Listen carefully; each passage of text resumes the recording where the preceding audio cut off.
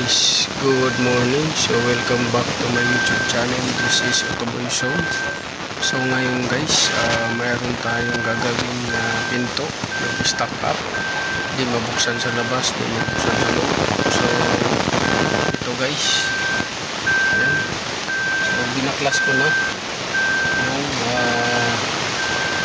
door panel at yun dito, pilar dito. So baklas na, ayan o, nandiyan yung door panel, ayan, tsaka yung pillar. So ngayon gagawin natin ito, check natin kung anong naging dahilan, pero mostly nito guys, mga rod, kinakapos ng hila, minsan naman nalalaglag ng rod, minsan naman ay napupudpud na yung striker at saka yung spring hindi na bumabalik. So yun yung gagawin natin ngayon guys. So tara.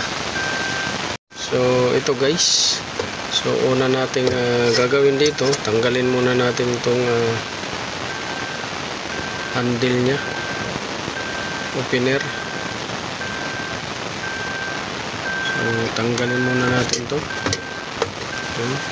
Lagay natin dito, pati ito tanggalin natin yan. So dito silipin natin kung anong nangyayari, bakit ayaw buksan. So ayun, yun siya, gumagalaw naman siya guys, pero parang kinakapos yata ng hila nito, yung sa taas na rod.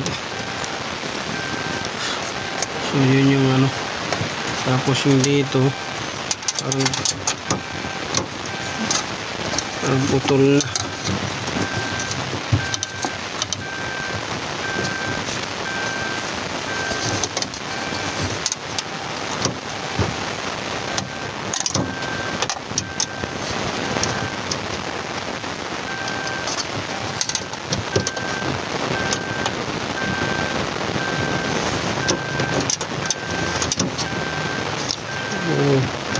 Bakit kinakapos siya?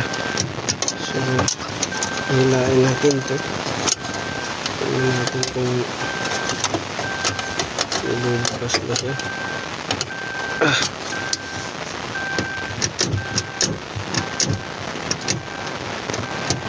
Ito ang problema guys, kasi parang nag-lock na siya. Ayun, so nabuksan natin, ayan.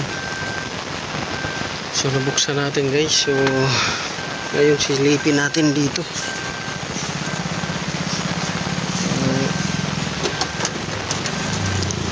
So kasi minsan pag masyadong baon na to, ayan, i-adjust natin yan dito sa labas, or lubricate muna natin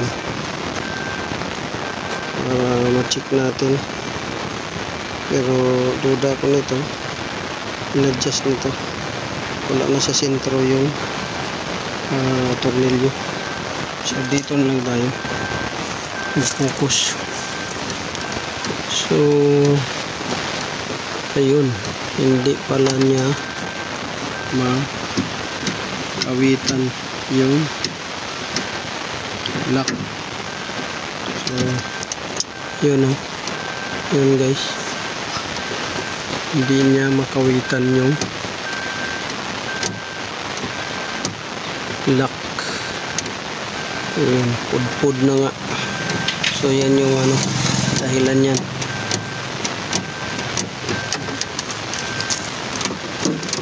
Kaya yan ayaw na tumawit. So yan yung dahilan. So gagawin natin ay ayusin natin yan, tanggalin natin.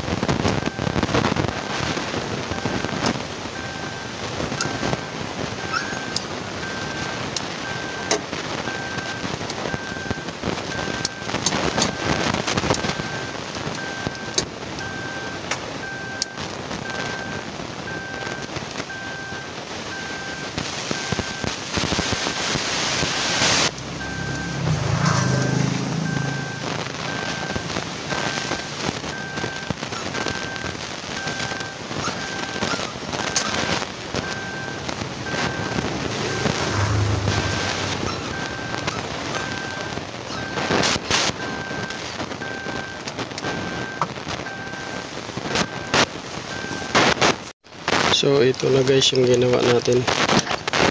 Ayan. So naisa uli na natin. Tapos naayos na natin.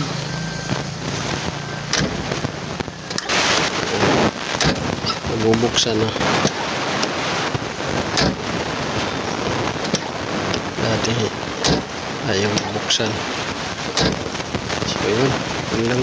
I-share ko guys. Salamat sa panonood. This is Otto Boyson. God bless you all.